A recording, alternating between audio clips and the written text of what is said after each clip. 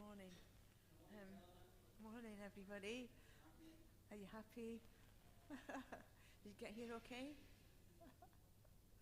So, yeah, I was here yesterday, and this morning I wanted to get a taxi, but it was so busy, I couldn't, they cancelled the booking. I thought, what will I do? I won't get it in time. But luckily, I got a taxi, and what a cheery chap he was. He was so friendly, and it was just what I needed because I was too, you know how you get your inside yourself thinking about things, and that's how I was. And so I was sitting in the car, and we started talking about everything. And he said his philosophy is be kind and just be nice to everyone. And he said, you know, when he's driving, he used to drive really fast, but now he drives slowly and he looks everywhere and he's nice to people. And I thought, wow, sounds like a member. So it really made me think, and it made me calm down and be ready for today. So you've got to thank Muhammad for how I am today. So yeah, isn't it interesting how the people you meet? So that's how I witness, just normally like that. We've got a wobbly thing today. So do you want to say hello to the person next to you? Just quickly, I want to say good morning, good morning, good morning, hi, morning everybody online. You can say it, yeah. So,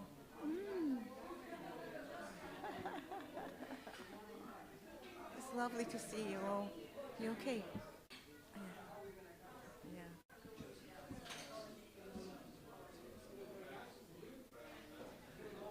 Carol of the Advent.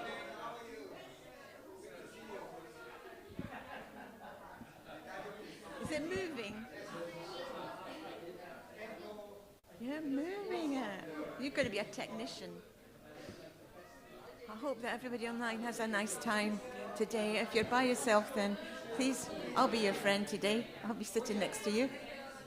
So hopefully that you will all have a good experience because today is Christmas. Thank you very much. Thanks for joining us today.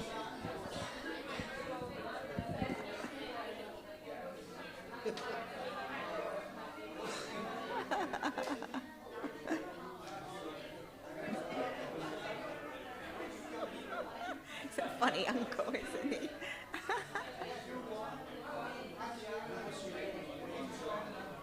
So,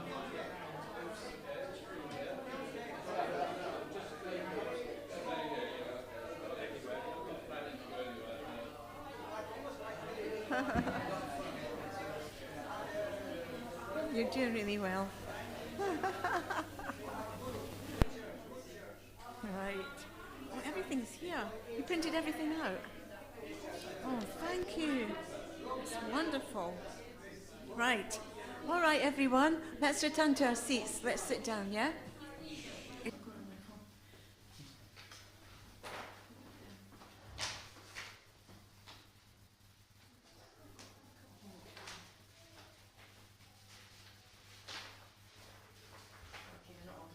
So this is Home Away from Home workshop.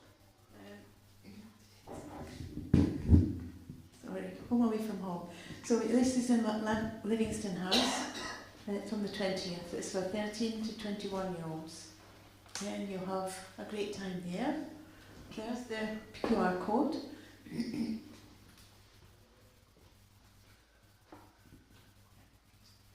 you. Heart Winter Workshop, again, it's at Livingston House. That's for 13 to 19-year-olds. And then there we go.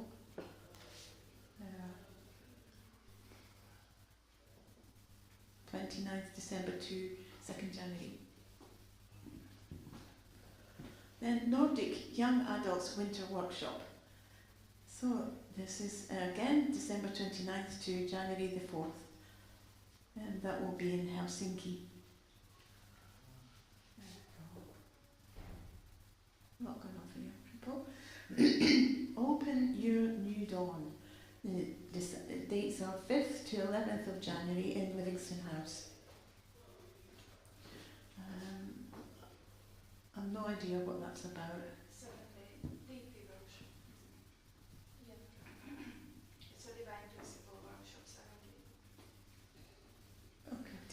for it. Right, next one. Okay, so this is a very current, I'm sure you've seen a lot of posts about this. Grant and budget process. It's self-explanatory. I don't know that much about it. So applications open on the 1st and close on the 1st of December, close on the 31st of January. So if you have anything that any projects or you need a grant, you have to apply for it.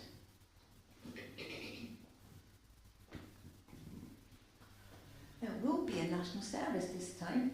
It will be on February 22nd, and it will be in Tottenham. I think we've been there before. No, it's a new place. A new place. It's a new place. Okay, right. So that will be something to look forward to. It's at 11 o'clock in Tottenham. It'll be nice. It's a big place, and everybody can come. Yeah. The Matching Your Blessing Preparation Workshop, that's going to take place in online. There, February 27th to March the 1st. That would be nice. Yeah. Well, Foundations 2026, Season 5. That will be online again. And then it's 18 to 39-year-olds.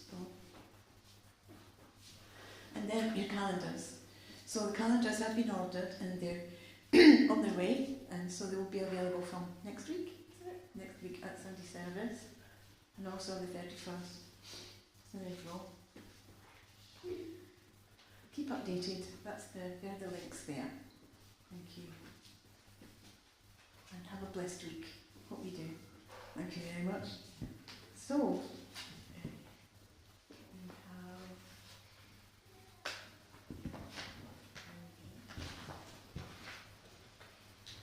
Mooney will come up and do her weekly report.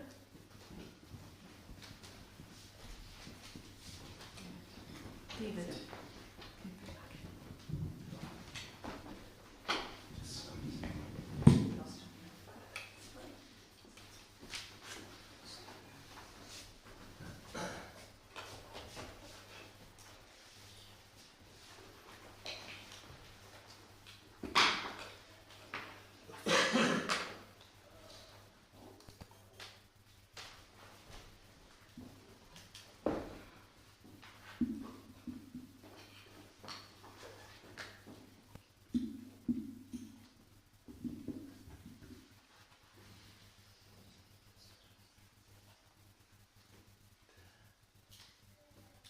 Okay, good morning, brothers and sisters. Half of December has already passed, so time really flies. As winter comes, many people are catching cold recently, so please stay warm, and I hope everyone has a happy and healthy end of the year. Now I will start our weekly report. So the Tuesday, as Auntie Helena mentioned, as usual, we did a senior outreach on Tuesday. This week, Lisa and me joined. Then Auntie Aniko and then Auntie Joanna, Uncle Ken, Uncle Sobayo also came. Thank you so much. Then before starting outreach, we always read the True Parents autobiography. So together, so this time, Auntie Deborah, who the Auntie Aniko's the guest, came early this time. So we read a short part together. Then Lisa and Auntie Joanna, Uncle Sobayo, and I went to the park to do approach. So at the time it rained more than we expected. So we did our best. So it was easy. It's not easy to approach people actually. With a sincere heart, we did our best until the end. So we met many good people, and it was meaningful to me. And then Thursday, Lisa met one guest, the name Alexandra. So she's studying at the Royal College of Music right now. And then we once met to her the vocal performance exam before. That was the first time, and that was the last time. So after that, she thanks us and suggest going to the cafe somewhere together, but then she stopped replying. Even though the several months passed, we continued to pray and offer devotion while calling the chant her name. And then finally, she replied to Lisa. They met and they talked a lot. Then Lisa learned that Alexandra fell from the horse and then injured her back badly. So because of this, she suffered from deep depression and stopped. Very nice for everybody. As peace-loving global citizen for the children.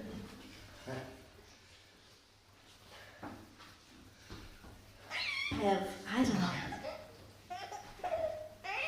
Oh my, yes, he does have eyes after all.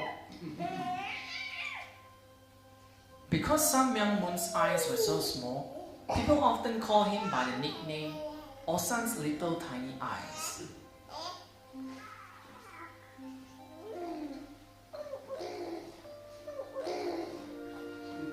The first thing he learned after he learned to walk was how to serve food to others. Because he was born in a family which had the tradition of feeding others, his family would feed others even if it meant that there wouldn't be enough to feed the family members. So the guest room in his house was always full of people. His mother carried out the role of preparing food for all those people who came from all parts of Korea without ever complaining. If a beggar came to their home asking for food and his mother didn't react quickly enough, his grandfather would pick up his meal and take it to the beggar. When he died, his last words were, "If you feed people from all the regions of Korea, then you will receive blessing from all those regions." Once he realized there was one neighbor family that was so poor they had nothing to eat.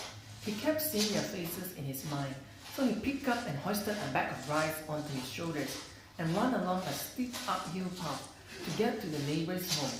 He was so excited to think how good it would feel to give those people enough food so they could eat as much as they wanted. During winter, some of the beggars who would travel around the country would decide to spend the winter in the mill house that was next to Sun Myung Moon's house to escape the wind and stay warm. He was fascinated by the stories they had to tell about the world outside. His mother would bring him his meals to eat in the mill house, and she would always bring enough for his beggar friends to eat as well. They would eat from the same dishes and share the same blankets at night. When spring came, they would leave for faraway places, and he could not wait for winter to come again, so they would return to his home.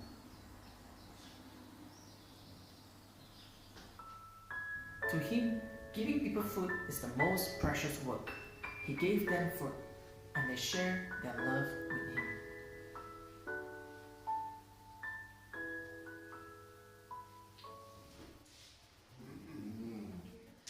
Very good.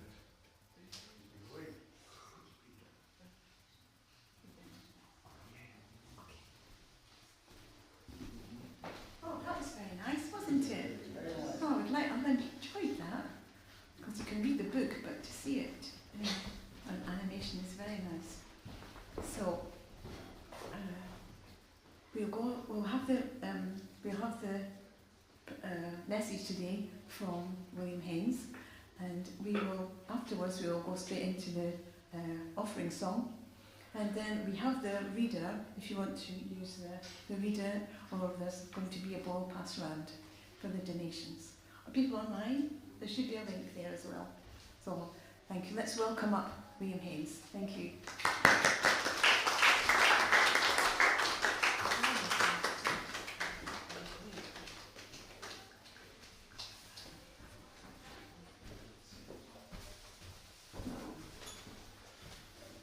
Good morning. Good morning, William.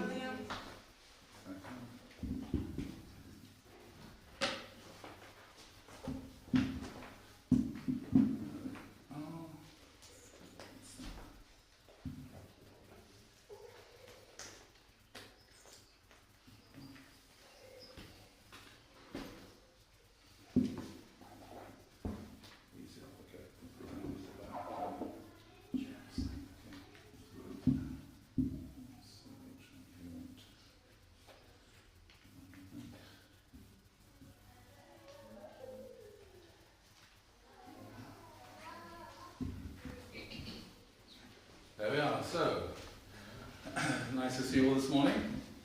Today is which day? Second day of Advent. Yeah, second Sunday of Advent. What? I think it's the second. Second Sunday of Advent. Sorry? Anyway, at home then we have a wreath and I have 4 candles, and Robert and Christabel and the children light 1 candle each Sunday. So yesterday or today light. I think it's the second Sunday. Lose your count. Memory's not good. Anyway, but also today is the first Sunday of Hanukkah, which is a Jews' festival. So I thought, since our own understanding of God's providence starts where? It starts with Adam and Eve. And God created Adam and Eve, and so all human beings all over the world, every single one without exception, is a son or daughter of God. Because every single human being is descended from Adam and Eve. And then God's providence got off the ground with Abraham. Didn't work out with Noah, but it got off the ground with Abraham and Isaac and Jacob, and then the 12 tribes of 12 sons of Jacob became 12 tribes of Israel. And then eventually God's providence continued there through the Jewish people up until the birth of Jesus, which is what we'll be remembering on Christmas Day. But then before the birth of Jesus, there came this event which is now celebrated by Jews called Hanukkah. And so I think it's really important we should always be connecting the past, the present, and also the future. And so look at this, because we probably haven't looked at it very much. If you went to Divine Principle workshops, you'll have heard about this briefly, part of the history of the Old Testament. So let's look at this then. So this goes back to the empire of Alexander the Great. At the time, it was the greatest and largest empire in the world. It's something he just created within a very few years. So Alexander the Great, he came from a place called Macedonia, which we hear about these days, over here. And his father was the king of Macedonia, and then Alexander the Great, whose tutor was Aristotle. Aristotle, I think, was the greatest of the Greek philosophers. And so he educated Alexander the Great about political philosophy, but also Aristotle said you shouldn't create an empire. But anyway, Alexander the Great did. Empires are not good things. The Bible is very anti-imperialist, anti-empire. Anyway, so he decided he wanted to invade, and he defeated the Persians, went all the way here, up into up into Afghanistan. And so sometimes in Afghanistan you find people with blue eyes, and they're the descendants from the Greeks. And then went as far as this great river here, the Ganges, and then he went back here through the deserts, and he died on the way. And so it went down this way, and eventually that was this huge empire that he created. But he died relatively young, and so his empire then was split, was divided. And then in the 3rd century, the people of Israel came under the Ptolemaic Empire. That was one part of it. This was the Seleucid Empire, was another part, and there's another part up here, was over there. So first then, Israel came under the Ptolemaic, oh gosh, so hard to pronounce this, Ptolemies. And then the 2nd century, there's competition obviously between these 2 different empires, 2 different generals that were devoted to Alexander the Great. He divided his empire up between his generals when he died. And so Israel then came under the Seleucids. And the ruler at this particular moment was someone called Antiochus IV, Epiphanes. Epiphanes means basically he's claiming to be God. as people often used to do in those days. Anyway, so within Israel itself, within the Jewish people themselves, there was an internal conflict between the Hellenistic Jews, and so Greek culture was at an incredibly high level. Greek philosophy is incredibly high level. The plays, if you ever read anything, the plays extremely high level. The architecture, the Parthenon, is incredibly high level technologically and culturally. And so many Jews then, they thought, oh, we like this Hellenistic culture. And they decided some Jews became Hellenized. But then there were other Jews who remained very conservative. No, we mustn't do that. And so there was a lot of conflict there within the Jewish community, and also between different high priests. There's a competition who's going to be the high priest, and the conflict there. Anyway, so this led to Antiochus himself attacking Jerusalem. And when he attacked Jerusalem, he occupied Jerusalem, he took over the temple, and within the temple then, he erected a statue to the Greek god Zeus. So for the Greeks, they had the chief god, the highest god at that time was Zeus, and he had lots of other gods around him as well. And so they erected a statue to Zeus in the temple. And then they forced Jews to make sacrifices to these pagan gods. And also, they sacrificed pigs inside the temple. So for the Jews, this is profoundly and deeply shocking. You can imagine if Muslims were treated like that today, what would they do? Very easy to predict. So Jewish people then were incredibly, profoundly shocked by what was going on here. And also Antiochus, he decided to ban the practice of Judaism, trying to stop Jews being Jews, trying to stop Jews following Jewish practices. So he made it illegal to have circumcision. In the world we're living in today, there's some people also who think circumcision should be made illegal. He also forced them to eat pork. Again, very profoundly shocking. And also he made them work on the Sabbath. So the word Sabbath doesn't exist in any other language. It only exists in Hebrew, because the Jewish people were the very first and only people who worked for 6 days a week. For 1 day of the week they didn't work.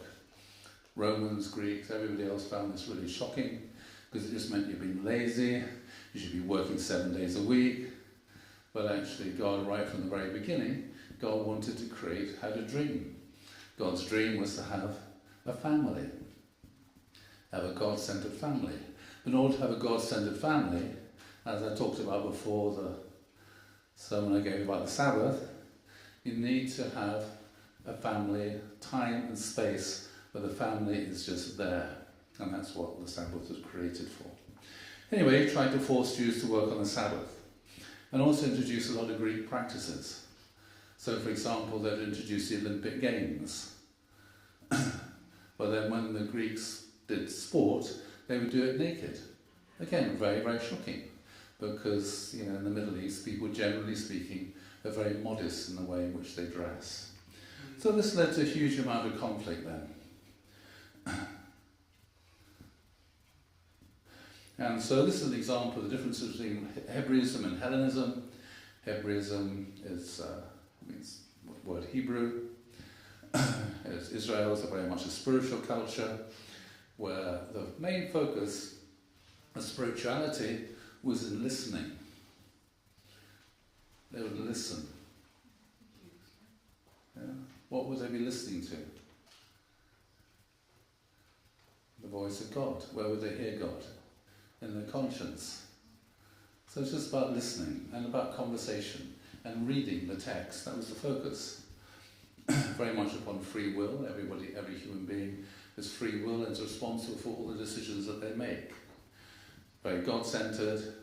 The idea of law, is divine origin of law, Mosaic law, focused very much upon faith. And they exist as a worshipping community. This is our self-understanding. We are the people of God. We worship God. That's who we are. And as I said, dress very modestly and sexually very conservative. So lots of rules. If you look at the book of Leviticus, or you can find lots of rules about who you're allowed to marry, about sexuality and all sorts of things like that. The Greeks, by contrast, were very different. Hellenistic culture is very material culture, focusing upon material things, buildings, architecture, and seeing. So where did art develop? Statues. You go to the British Museum, you can see the extraordinarily beautiful statues which come from Greece. So that was what they're interested in. It's out there. Seeing is believing. What do they say about a picture? 1,000 words. Sorry? It's worth 1,000 words. Picture's worth 1,000 words. Seeing is believing. Yeah? Very different kind of approach to listening and to understanding. It's all about, we can see a picture, it must have happened. But actually, if you see a picture, it doesn't mean you know what's actually going on in the picture. Yeah? What's better, reading a novel or looking at a cinema film?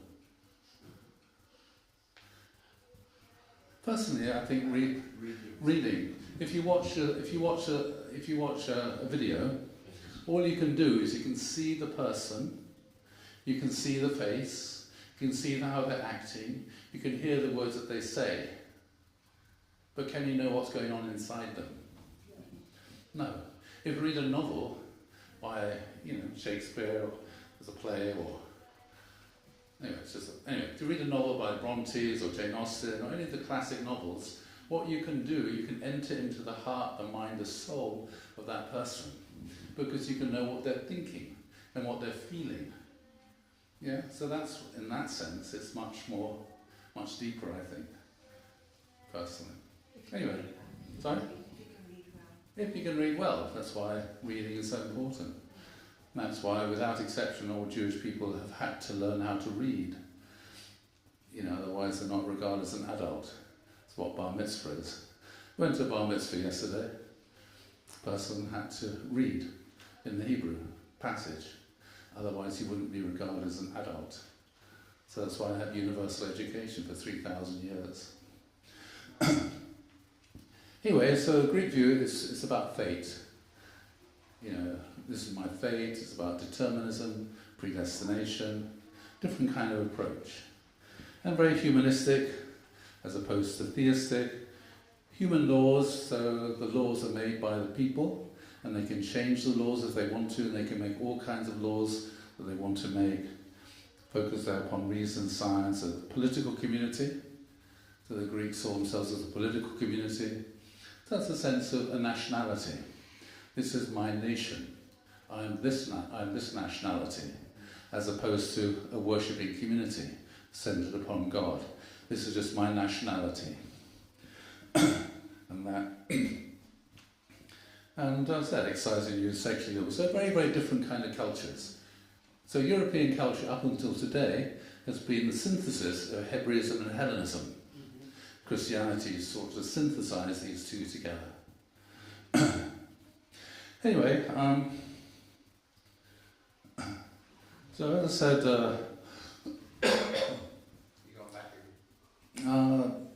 okay, it's a banned practice of Judaism. Conservative Jews have said they rebelled.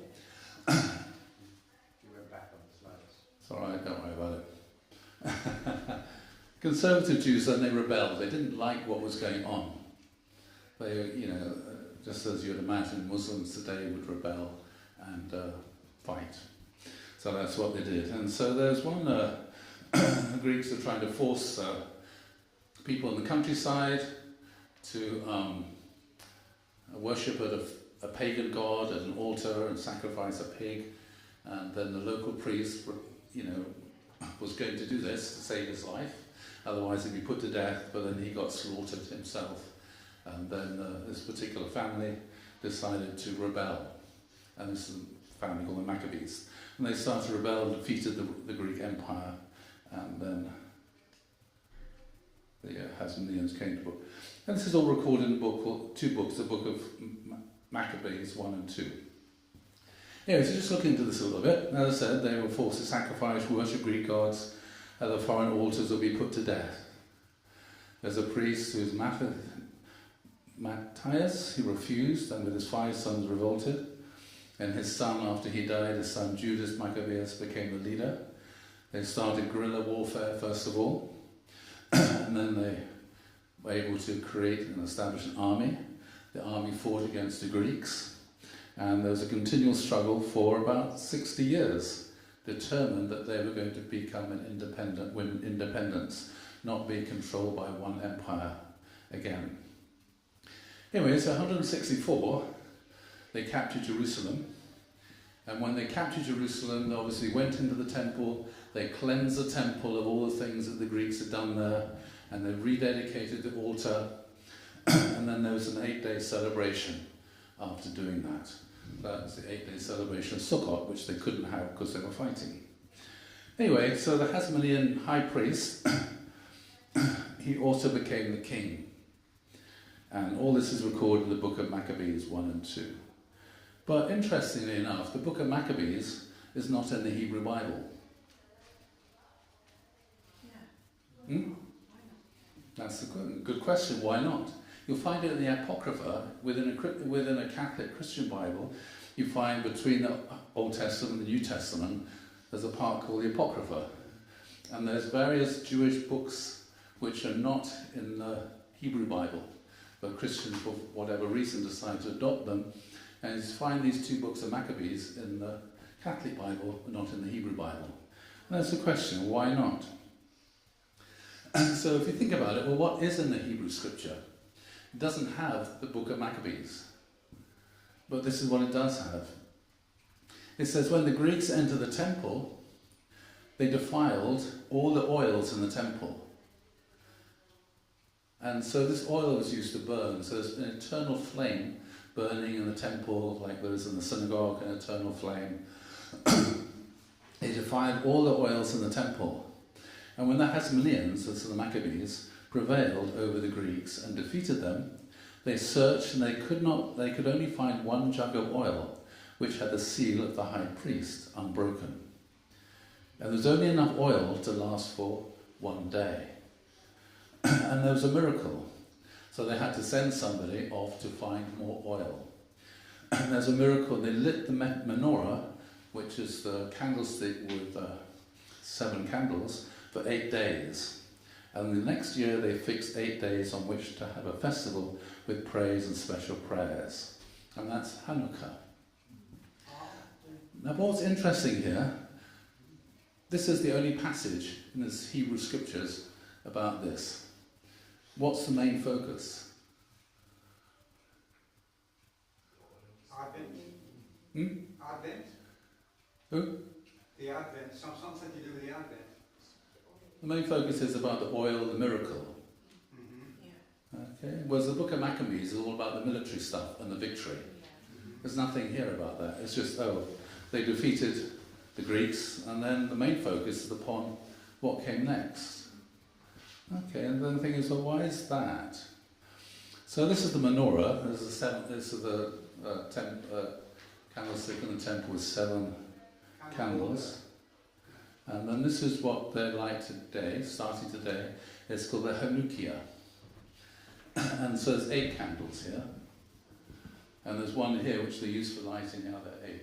So they start off with, today be lighting 1 candle, then tomorrow they'll light 2 candles, day after that 3, 4, 5, 6, 7, 8. 8th day. So they're remembering here this 8 days of Hanukkah. So there's no celebration here about defeating the Greeks. Celebration, nothing to do with the Greeks. So why then? Which is the question that Helen asked. So what happened then? When the Maccabeans won and defeated the Greeks, then they became what's called the Hasmonean kings of Israel. So they became the new kings of Israel. Up until that time, there hadn't been any kings since the time of the Babylonian conquest, been no kings, and so they became the first kings of Israel again. But they weren't descended from King David. They didn't have that kind of tradition. But more significantly, having defeated the Greeks, they became Hellenized themselves. Oh yeah, happens. So they became Hellenized themselves. And so what the first king did, his name was Jonathan, he decided he was going to make himself not only the king, but also the high priest. Okay, so by making himself the king and the high priest, this is the violation of the Mosaic law. So in Egypt, the Pharaoh was the king, the head of state, and also God. Okay? The Greeks and the Romans, they had an emperor, a king, who was divine, also God. And they had statues to be bowed down to. So what's the problem with that? What's the problem if you have a king who's also God? Well, it's like the divine right of kings, isn't it? Idol worship, yeah? Divine right of kings. Divine right of kings, yeah, we had a bit of that here. The man got his head cut off, fortunately. Yes, so that's the problem then. Because if you have the divine right of kings, if you think the king is God, then if you think the king is making some bad decisions politically, what do? You can't do anything because it's like criticising God. Okay, so that was the way it was in Egypt. So when they left Egypt, led by Moses, then they had Aaron, Moses' brother, became the high priest. And then from that time on, there's always a separation of state and religion, in that sense, church and religion. So always you had the head of state, who was the king, starting off with Saul, David, all those, they were all the kings. After Moses, there's Joshua as the leader. So there's always a separation between the leader, who would be like the political head of state, or leading in battle or whatever it was, and the head of the, not the church, but the high priest, who in that sense had that divine authority, but had no political power. So the high priest then had no political power, couldn't raise an army or anything. He was there to bring God's word to people. The king was the one who would make political decisions. There's always that separation. So if you thought the king got it wrong, you could criticize the king. And so one of the things in the Bible is that certain rules for the king which don't apply to anybody else, because it's recognised the king was going to make mistakes. Can you be a political leader and not make mistakes? No, it's impossible. So the very open welcome to criticise the king. So when you had the prophets in the Old Testament, who were they criticising? The king. They were criticising political authorities if they acted unjustly. If there's injustice and the king wasn't doing what he's supposed to be doing, the prophets would be raised up and they would criticise the king. That was their job. But they weren't criticising God, because the king wasn't God. The king had no divine authority. So that's a whole idea that entered into America, separation of church and state. If the president was the head of the religion as well, would that be better or worse? Probably a lot worse. Bad enough as it is. But if you had the president of a nation claiming that he had divine right, that God appointed him, and that nobody had the right to criticise him, then that would be a far worse problem than it is. So we had a king like that in England once. His name was Charles I. And he had this idea of divine right of kings. He was above the law. Nobody could prosecute him. Nobody could hold him accountable because he was above the law, divine right. God appointed him, and God would judge him, and nobody else had the authority or the right to judge him. That make sense? Anyway, it didn't go down very well in England. It's very much a Scottish idea. Yes, it was. Charles I came from there. James first. James I in England was Scottish. Was he? He was the sixth of Scotland, the first of England. And so Charles was his son or grandson, can't remember now. So anyway, so the Scots got it from France, because they got influenced by the French, where you had Louis the, what is it called? The Sun King and all that sort of stuff. 14th, was it? Okay, anyway. So it didn't go down well in England, because in England it's the Parliament who decides who's the king, nobody else. Anyway, so he got his head cut off. So it's important there, separation of church and state. That's what happened with the Glorious Revolution, separated these kind of authorities. Anyway, so this then is, as I said, what the Greeks and Romans did. where does the month of July come from? Julius Caesar. He was divine. Where's the month of August come from? Augustus was also divine. Where does Mars come from? The god of Mars, Mars was also God, etc. So there's a lot of influence there, these sort of things. Anyway, so the Greeks and Romans had that, and they had statues which had to be bowed down to, and people would be bowing down to statues. You see this sort of thing going on in the world today? Bowing in front of statues? Hmm? Which church? Yeah, Catholic Church. Well, they don't worship the statue. No, they don't. No. But there is a country where people bow down in front of statues. North Korea. Oh, I see. If you go to North Korea as a tourist, you have to bow down to the statues of Kim Il-sung, and if you don't do that, you get thrown into prison. That's the same. It's satanic. Okay, so what was going on here was also the same kind of tradition. So they might have won the war, but they didn't like what came afterwards. So that's why the books of Maccabees were not in the Hebrew Bible, because what the Hasmonean kings was not according to what should happen with the Mosaic law. So as I said, Judaism has always rejected this completely. It's always a separation of the political leader and the religious leader. Moses and Aaron, the king and high priest are always separate. As I mentioned, they had the prophets whose job was to criticize the king or any injustice that they could see going on in the country, and the separation of church and state, which you see in America. So that's why they decided not to put the books of Maccabees in the Hebrew Bible, because they didn't think that the way that things went was the way things are supposed to go. It wasn't a model for how things should be. It was, it was wrong. And so from that then, you get this idea of absolute obedience. Who used to have to absolutely obey? The leader. Is that the biblical teaching? So we have an idea, in one of the pledges, absolute faith, absolute love, and absolute obedience. Okay, I've talked about this before. What does absolute faith mean? Absolute faith in what or who? In God. Absolute faith in God. Absolute love for who? God and mankind. It goes back to Abraham. Absolute love for your enemy. Love your enemies. That's what Abraham did, Sodom and Gomorrah. He argued with God, don't destroy Sodom and Gomorrah, even though they are the ones who are giving him a really rough time because of all the stuff that was going on there. But actually Abraham defended his enemies and loved his enemies. Absolute obedience to what? To the commandments, I suppose. Absolutely obey what? God. The laws of God. Laws of God.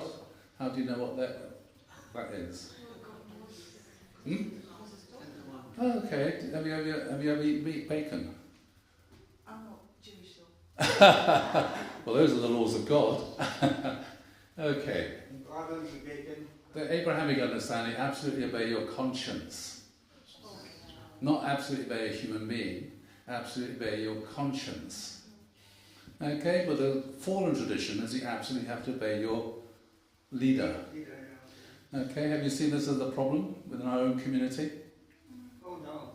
No, it's never been a problem, has it, David? Okay, there's a problem. If you've been reading what's going on in Korea, my good friend David here was just telling me that the former president of the Family Federation, I think he's the international president, wasn't he? Yeah, the former international president of the World Mission President. Whatever. Anyway, he got put in prison. He was found guilty and put in prison. And do you know what he said in his defence? It was not my. It wasn't me. He said, I was just following orders. Now, have you ever heard anybody saying to excuse themselves, I was just following orders. The people who were involved in the Holocaust. Yep. At Nuremberg, when the Nazis were tried for murder, all kinds of murders, not just trying to exterminate the Jews, the Holocaust, they said, I was just following orders. I am not guilty. It's not my fault. I was just doing what I was told. I was following orders. But it was established at Nuremberg that is not an excuse. There's no excuse for saying I was just following orders. I was just absolutely obeying my leader. You absolutely have to obey your conscience. Now I remember I went to Auschwitz some years ago. Everyone should go there if you have an opportunity or chance. Go and have a look and feel what was happening. And there's one particular courtyard within the prison. And that was where people got executed for whatever reason. And when you get executed, you get shot. And you'd be lined up against a wall, and there'd be 5 or 6 soldiers, and they were told, to load a fire to kill the person who was supposed to be executed. Anyway, this was going on every day. And then one day, the soldier said, why does this person, one of the soldiers, kept missing? He never actually hit. He kept missing. And they said, why do you keep missing? Well, I just miss. They said, okay, this next one, you're going to have to shoot this person by yourself. And so they gave him a gun, and there was the prisoner who had to be executed, and he fired and he missed, and he missed. And what happened to him? He got shot. Because for him, it was against his conscience to shoot these innocent people. And to him, he had to decide, what should I do? Should I shoot this person and save my life? Or should I not shoot this person and get shot myself? Where did he go? Heaven, not hell. That's the thing. Obey your conscience at the risk of your life. Yeah, it looks like it. And that is the teaching of Abraham. That was the teaching of Father. But unfortunately, within our own spiritual community, I'm sure many of you have experienced this thing. You're supposed to obey your leader or so-called central figure. If you read the Divine Principle book, central figure is every single human being is their own central figure, because it's about making a foundation of faith. Yeah. It's one little matter of the African Holocaust. There have been lots of Holocausts all over. Yes, but it was worse than the Jewish Holocaust anyway. In number, in terms, numerically it is. Okay, so And it's still going on now.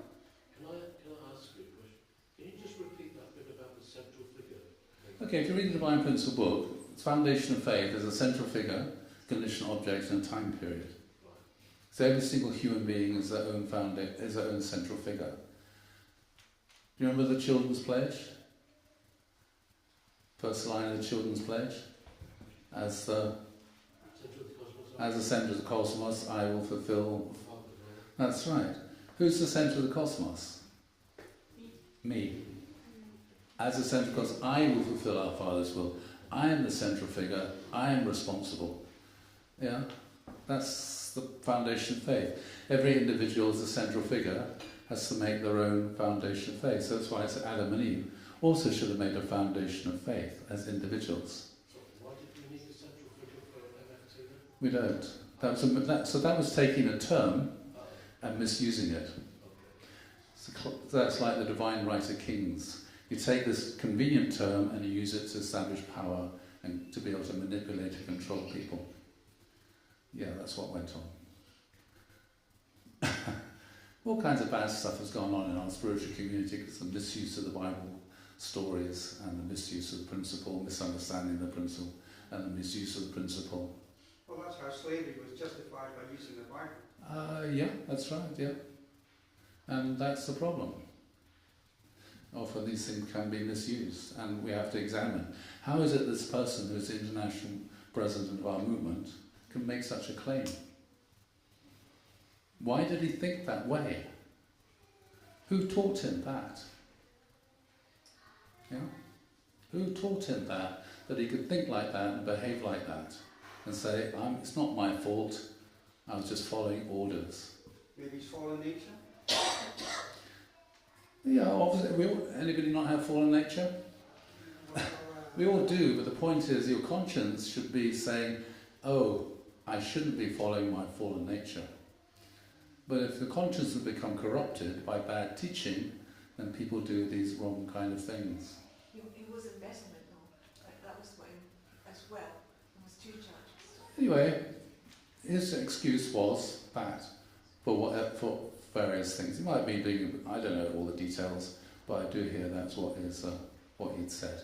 I'm not guilty, I'm just following orders. In other words. You didn't tell him to do embezzlement. No one would want to do that. Anyway, all I'm saying is that's what he said. Oh, you try to justify himself, you mean? Yeah, he's trying to say it's not my fault. I'm not to blame. True mother's to blame. That's why she's the person who's now being prosecuted.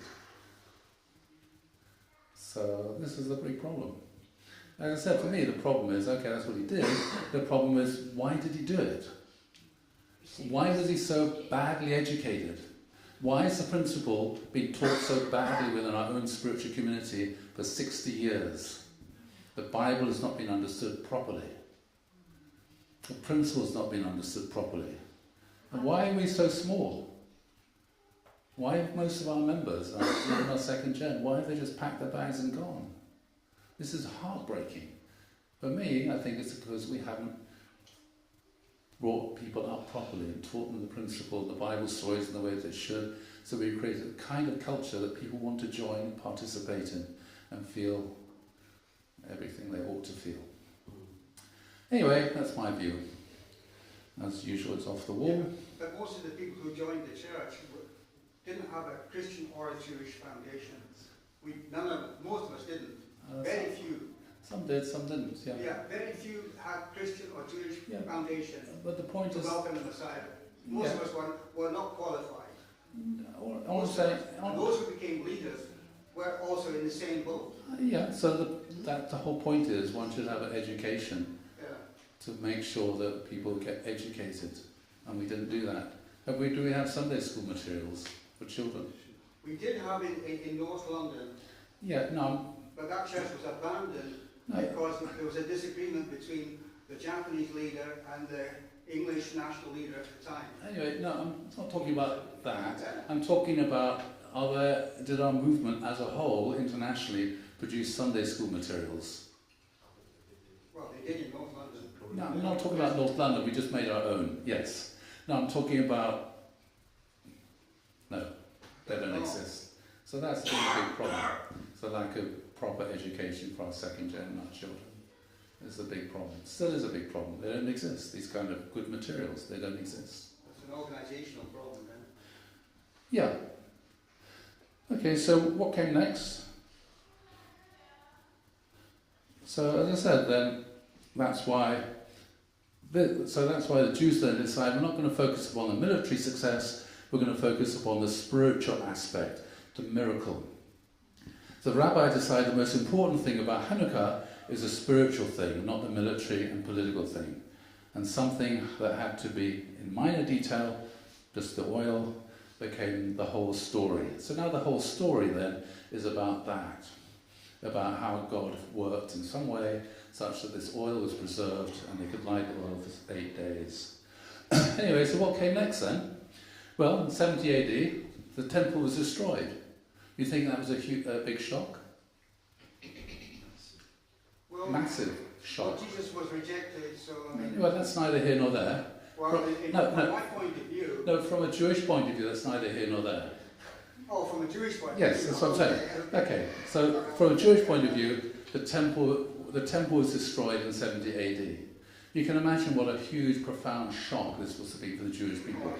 And then the Romans either slaughtered or sold into slavery all the Jews who lived in Israel. And just wiped out. What do you do next? That's the beginning of the Holocaust. So then they were thinking, well, what should we do about Hanukkah? Should we abolish this festival? Should we abolish this celebration? The temple doesn't exist anymore. Should we just stop celebrating Hanukkah?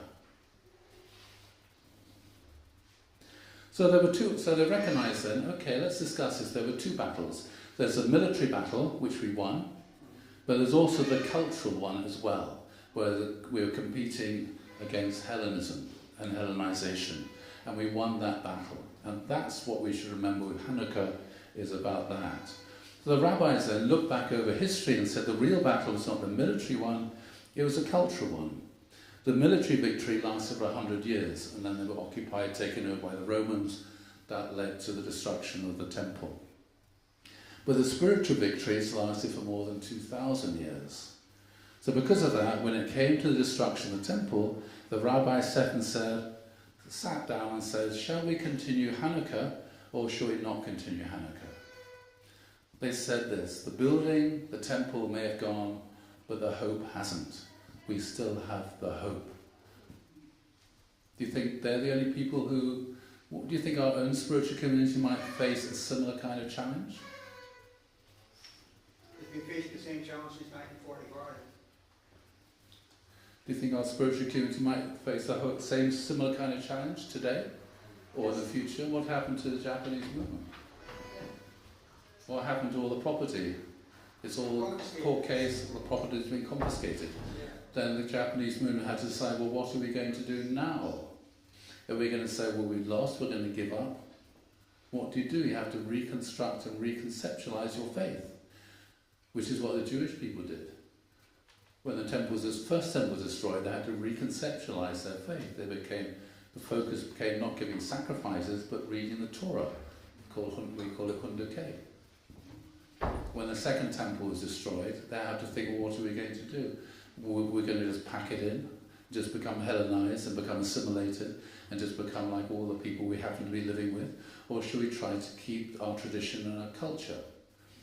So for them, they kept the cultural aspect. They realized Hanukkah is about the cultural war that they won. And so that is something we continue to celebrate all the time. This is a very profound, shocking photograph I came across. This is in Kiel, it's in, as far as I remember, northern Germany, 1931. Rachel Posner and her husband, Rabbi Akiva Posner, took this photo of their family Hanukkah menorah from the window ledge of their family home, directly across the street from the Nazi headquarters. Where did they end up? Auschwitz. Did they stop celebrating Hanukkah just because the Nazis had come to power? No. So, similar kind of thing we might face. What happens not only if you lose the court cases in Japan, what happens if you lose the court cases in Korea? What happens if the Korean government decides, which they're talking about, confiscating Chongpyong? Huh? What do we do? It's possible, yeah. Yeah, these are all possibilities. So that's why I said it's so important and so significant to understand how has God's providence developed in the past, the present and the future. What can we learn from people who are our spiritual ancestors?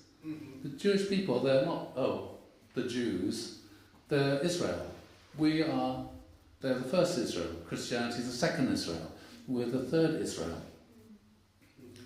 So these are our spiritual ancestors. We need to learn from this tradition. We need to learn from how they faced these kind of challenges and how they were able to be victorious and successful, not militarily, but culturally, spiritually, such that despite all the things that have gone on for the last 2,000 years, including the Holocaust, they kept their faith and they recreated and started all over again what we now call the State of Israel, despite all the things that happened. When they went into the gas chambers, they went into the gas chambers praying and singing. So there are lots of things here we can learn from and learn about, I think. So that's why I thought, well, it's the first day of Hanukkah, as well as second Sunday of Advent, but also these are things we can think about what's going on now in Korea, the True Mother, what's been going on in Japan, and how things might unfold into the future, and how we're going to deal with all these things, how we're going to respond. When that when Israel was attacked 2 years ago, that was on one of the holiest days, which is why it was on that day they decided to attack, because everybody's in the synagogue. Was that 7th of October? Yeah, 7th of October is one of the holiest days in Judaism, Oh, right. and that's why they decided to attack on that particular day. It's the happiest day in Judaism, actually. What's the name of it? Shimon Torah, that's when the day when the Torah was given. Is? So they celebrate, they dance, they sing sing songs in the synagogue, and that's the day they were attacked. To try to destroy the cultural aspect, so that they could no longer feel joy on this day, to create a heavy memory.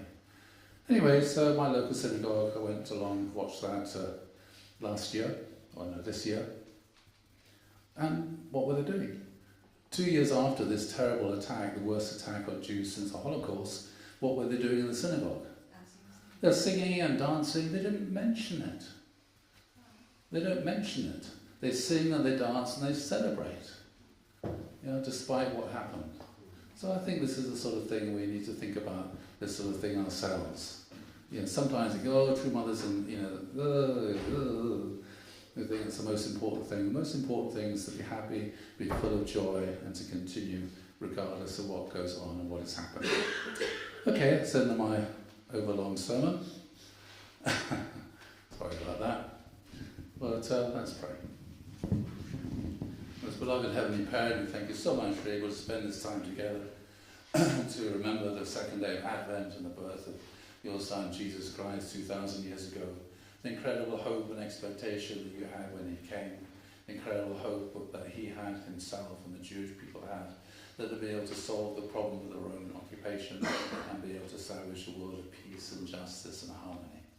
I'm so sorry that it didn't turn out the way you hoped and expected. And we want to thank you also. We can remember the incredible things that went on 2,500 years ago. Jews remember Hanukkah, and the way in which they remember these things that took place, and how they've been able to turn all these things around so they can be sources of incredible joy and happiness instead of incredible sorrow and sadness. We ask you to pray also for our true mother, that you be with her in the situation she's going through. And we pray for our brothers and sisters in our own community, that we can start to reflect upon why this has happened. Are these mistakes that we made? Is it better just to blame the government, just to blame other people? Or should we, within our own spiritual community, reflect upon the way in which you created the kind of community in which we live, and reflect upon maybe the mistakes that we might have made and how it is that we need to change? I thank you so much. You can spend this time together, my brothers and sisters here this morning, and offer this prayer now in my name. Adieu.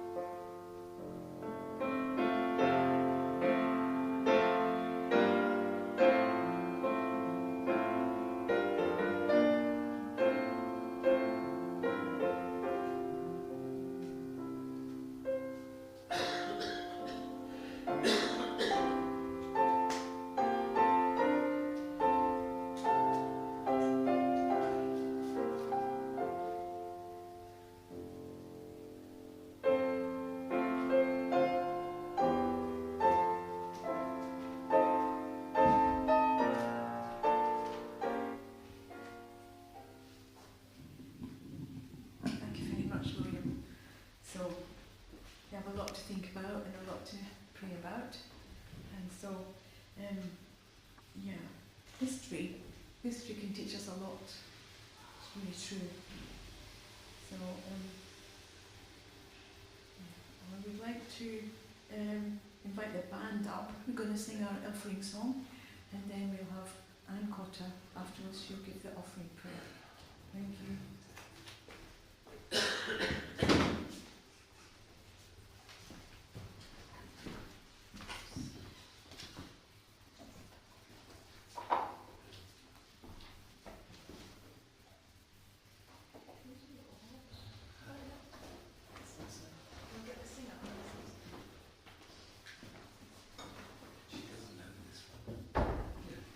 You think you could open a window or something?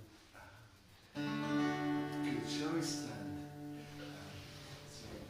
Timothy and yeah.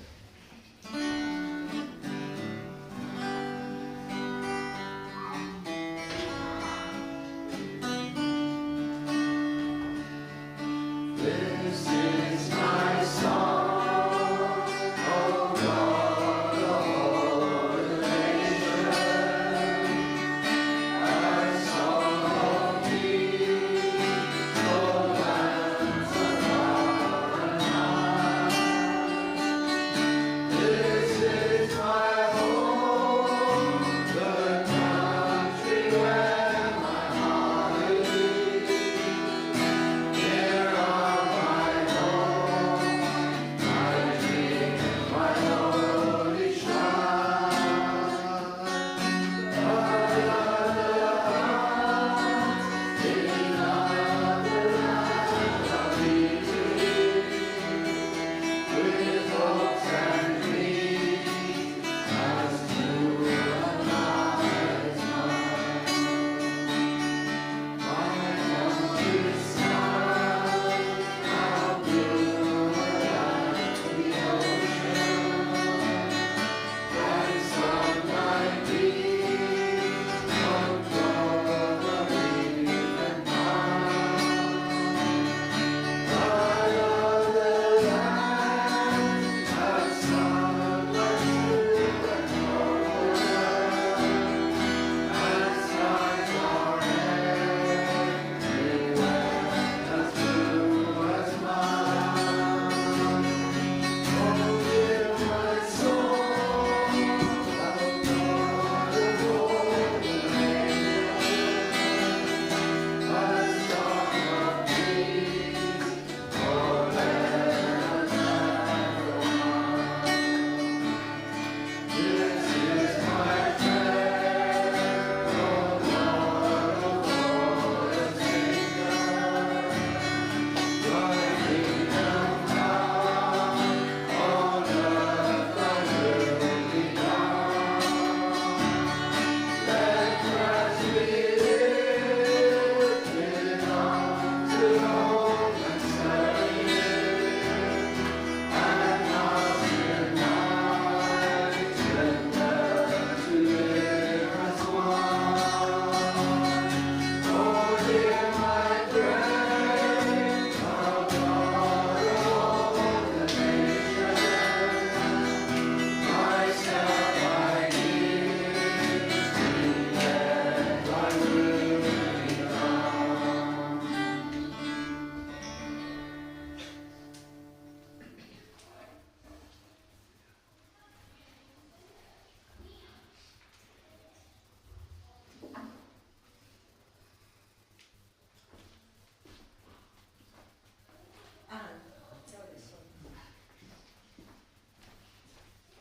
Most precious Heavenly Parent, I thank you so much for all the blessing you gave us this week. And I thank you that we can offer of the fruit of these blessings in this offering that we are offering to you.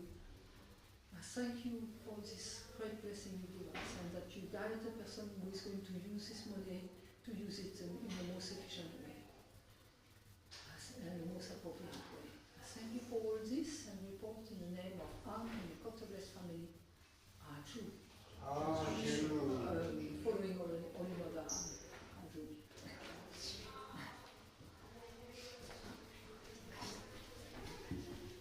Thank you you very much. Please sit down. Right, thank you very much, everyone. I'd really like to say a very special thanks to David Rennie. Yesterday, he spent the whole day in Lancaster Gate, from very, very early in the morning until really late.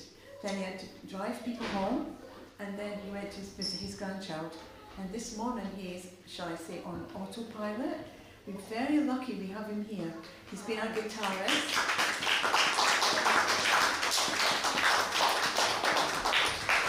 And also the live stream. He's helped Joseph, they both work together in the live stream.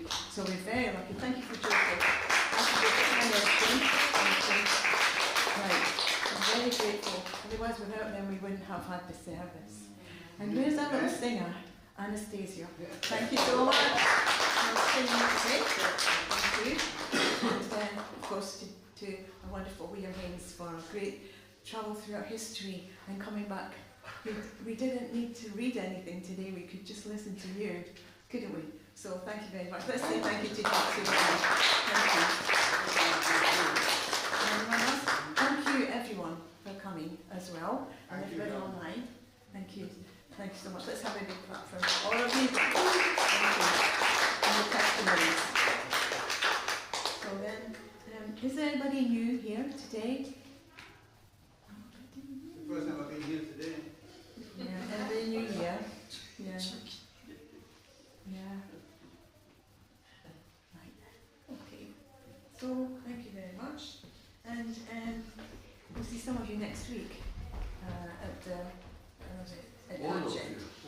I'm away, sorry. Yeah, so you have a nice time.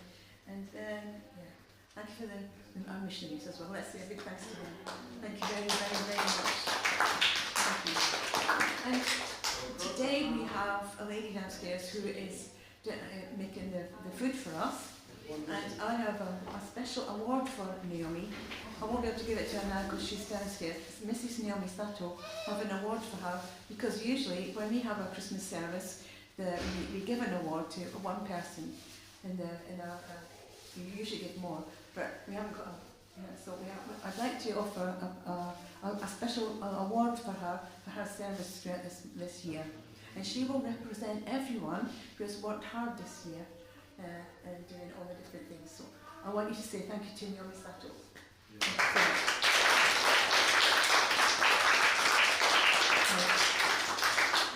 And one other person called Taiko Videke. She has worked hard for a lot of times, all the time she's been in Lancaster Gate. So recently she fell and broke her wrist, and then she was in a rehabilitation centre for a while, and she's come back. So let's just think about her because she's a very wonderful sister. She's a very caring sister. She lives upstairs, and let's give her a big thanks because she always does the flowers. Thank you so much for that. And so that's the end. Thank you very much. And we want to say, please can William come and give us a benediction prayer.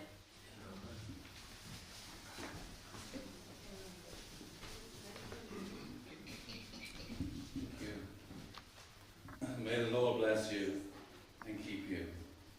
May the Lord make his face shine upon you and be gracious to you. May the Lord turn his face towards you and give you peace. As you. Amen. Amen.